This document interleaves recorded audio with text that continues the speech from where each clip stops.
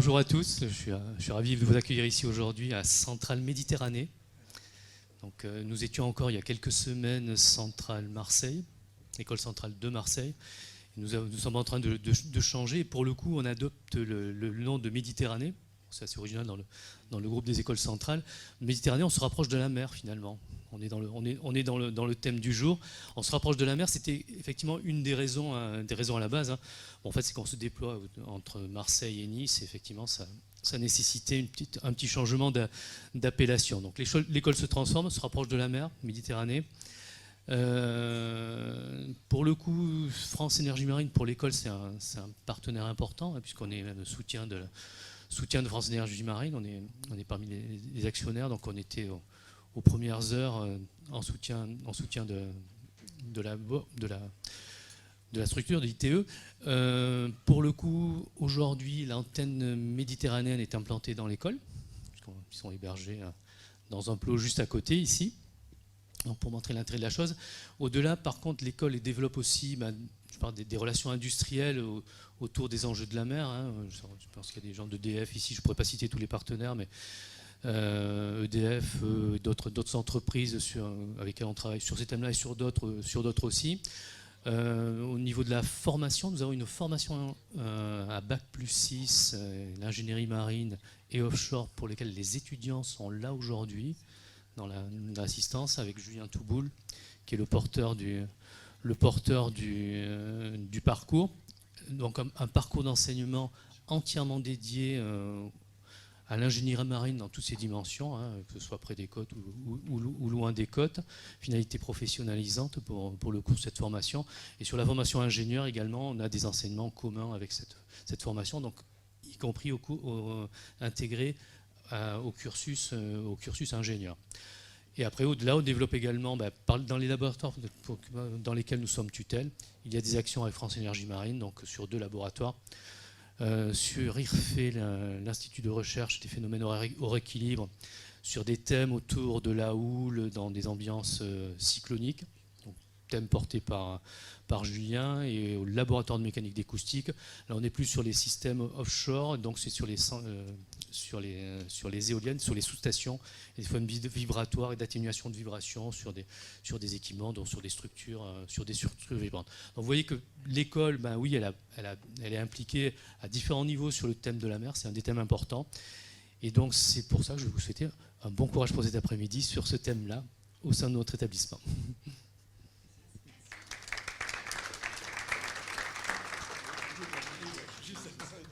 Non, après je passe la parole à Hugo Blanchet, donc du pôle mer Méditerranée, cette fois-ci.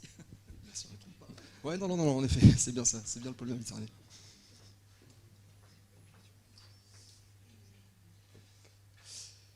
Alors bonjour à tous, merci à France Énergie Marine de nous laisser la parole pour introduire cette tribune. Rapidement, ce que je souhaitais mettre en avant, c'est le parallèle que l'on peut faire entre, d'une part, l'évolution dans le contexte de l'éolien offshore flottant en Méditerranée, et d'autre part, les projets d'innovation qui accompagnent cette évolution.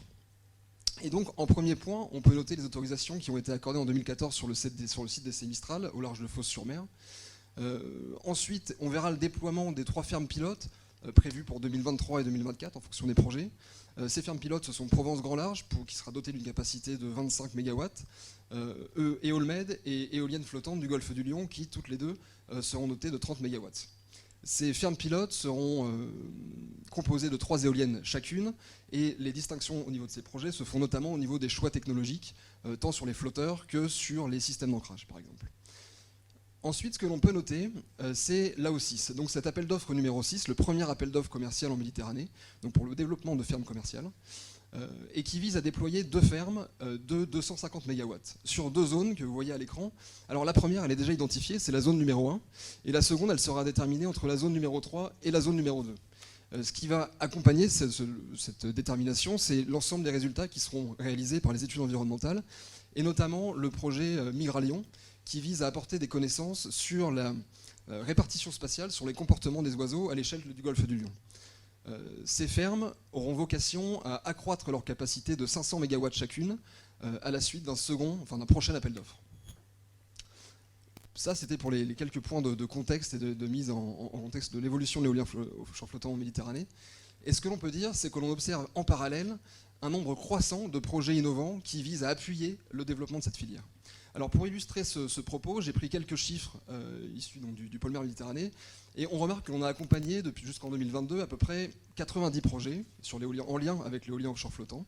Sur ces 90 projets, 65 à peu près ont été financés, et sur ces 65 projets, on va même au-delà des 200 millions d'euros de budget, ce qui est non négligeable, et ce qui dénote bien l'intérêt de développer ces projets d'innovation et ces projets qui renforcent la filière.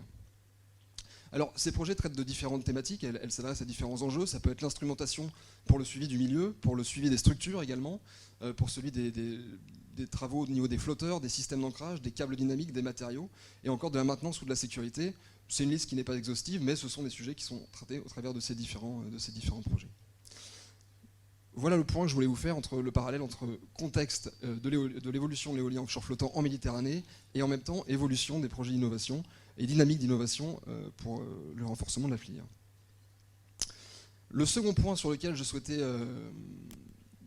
souligner quelques aspects, ce sont deux annuaires numériques qui visent à référencer les acteurs de l'éolien offshore flottant, d'une part sur la façade, donc sur la façade méditerranéenne, mais notamment sur les deux régions concernées. Donc la première région sud avec l'annuaire Sudéol, et le second l'annuaire qui est coordonné par Windoc, la marque Windoc, positionnée sur l'ensemble de la chaîne de valeur qui sont référencées. Mais également favoriser le networking entre ces différents acteurs pour proposer de nouveaux projets aussi, et obtenir des contacts qualifiés avec des expertises spécifiques aussi, donc encore une fois positionnés sur l'ensemble de la chaîne de valeur. Et donc ces deux annuaires contribuent à l'émergence de projets d'innovation et à renforcer encore une fois la filière. Alors juste un dernier mot pour conclure cette intervention. Un petit mot sur Faute, qui est un événement qu'on co-organise avec France Énergie Éolienne et qui se déroulera donc en mai prochain à Nantes, et qui sera notamment le moment idéal aussi pour discuter de cette dynamique d'innovation qu'il y a autour de l'éolien offshore flottant, et notamment à un niveau international, enfin national comme international. Je vous remercie pour votre attention et je vous souhaite de bonnes tables rondes.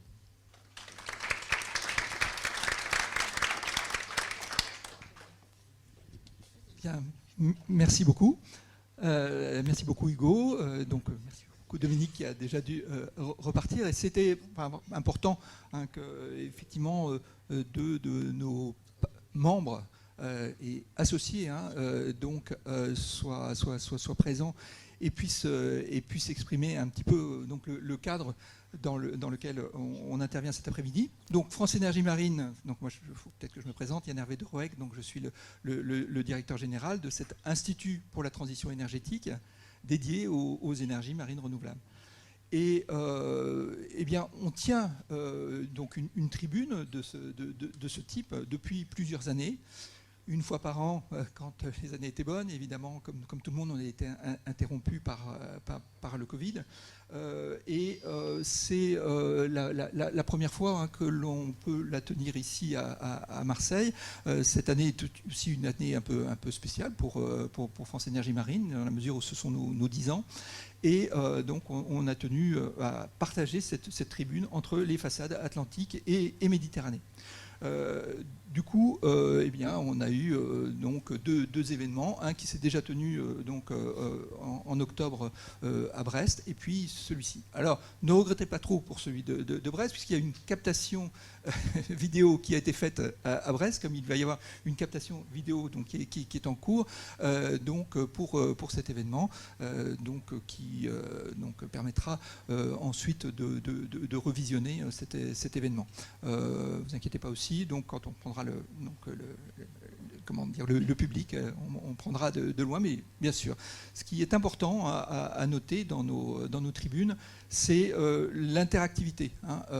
C'est-à-dire que ce sont des moments d'échange avec nos membres, nos partenaires et un public plus large autour des projets que nous menons, et comme il a déjà été indiqué, nos projets sont des projets collaboratifs pour la plupart, donc avec de nombreuses équipes qui contribuent.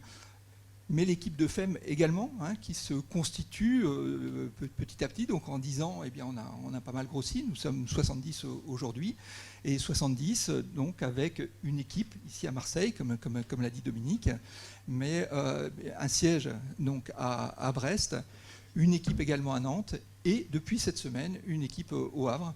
Donc vous voyez que l'idée est bien d'être un institut national et qui s'intéresse bien entendu à l'ensemble des littoraux français.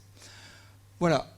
Alors, les objectifs de cette tribune scientifique et technologique, eh bien, c'est effectivement de partager, diffuser les résultats donc des projets qui ont été menés, mais bien entendu montrer et aussi par votre interaction s'assurer que les questions que l'on traite sont bien, celles qui répondent aux enjeux.